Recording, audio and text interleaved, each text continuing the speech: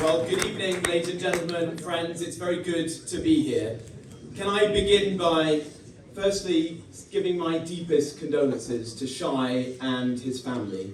It was very brave of you to come here this evening, and we're very grateful to have heard your testimony. It reminds us all of why we are here, why this country should be standing with Israel, why we believe as conservatives and as Britons that Israel has a right to defend itself, and why a central plank of our foreign policy must to ensure that all the hostages are released and come home into the loving embrace of their friends and their families.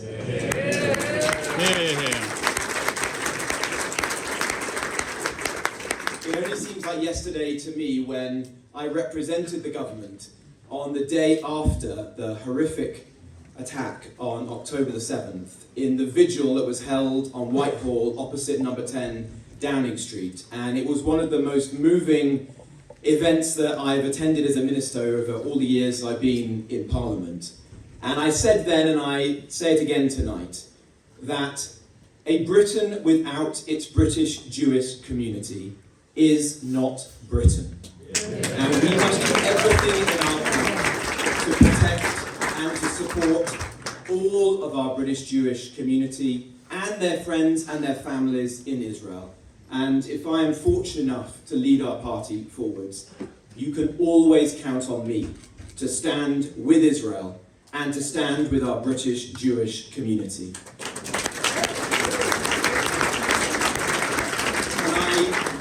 I hope Kay Burley isn't in the audience tonight.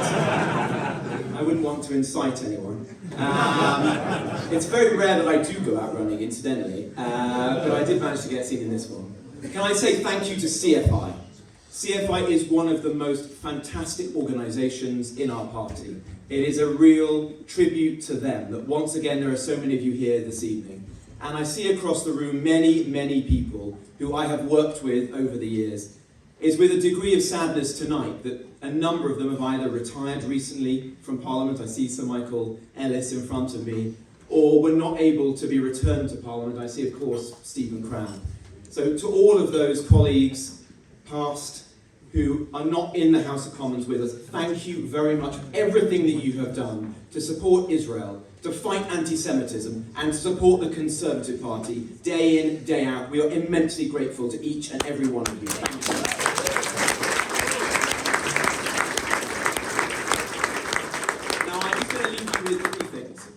There are three things that if I was lucky enough to lead this party forward, I promise you. Three stands that I promised I would take for you, for CFI, and for Israel. Firstly, we need to move the British Embassy to Jerusalem. Yeah. I stood in this very hall 2 years ago, and I said it then, and I say it now tonight. And if the Foreign Office or the civil servants don't want to do it, I'll build it myself.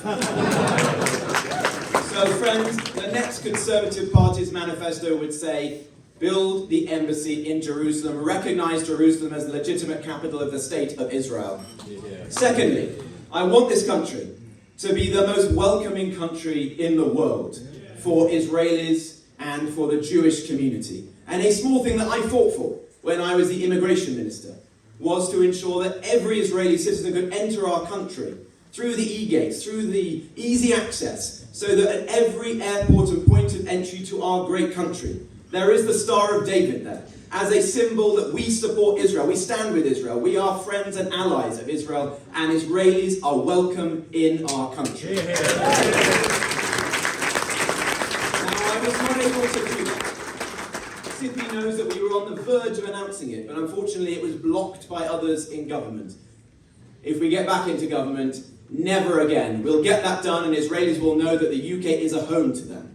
Now, thirdly, I fought relentlessly in government with a number of people I see in this room to prescribe the IRGC.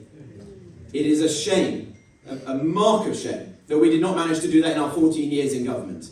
Spurious arguments were raised. The same arguments that were raised with those of us who fought to prescribe in full Hamas and Hezbollah.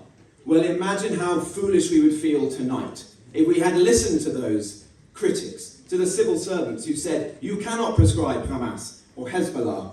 They are terrorist organisations. The IRGC is a terrorist organisation. And I want the next Conservative government to prescribe the IRGC and to tell it like it is. Call terrorism as terrorism. That's what I will always do. I will always take a stand against terrorism. I will always take a stand against anti-Semitism. And I will always take a stand for Israel. You have that as my solemn vow. Thank you very much indeed. Thank you.